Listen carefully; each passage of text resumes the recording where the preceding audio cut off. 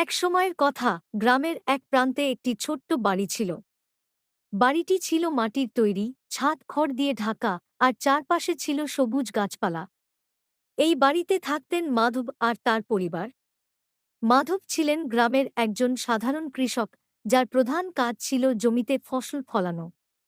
তার স্ত্রী লক্ষ্মী ছিল সংসারের প্রাণ।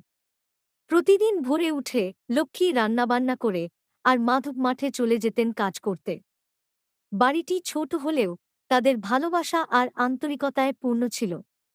সন্ধ্যায় কাজ শেষে মাধব ফিরে এলে সবাই একসঙ্গে বসে খেতেন। তাদের দুই সন্তান, ছোট ছেলে রবি আর মেয়ে মিনা, ছিল সবসময় হাসিখুশি। তারা বাড়ির আশপাশে খেলাধুলা করত, গাছে চড়ত আর পুকুরে সাঁতার কাটত।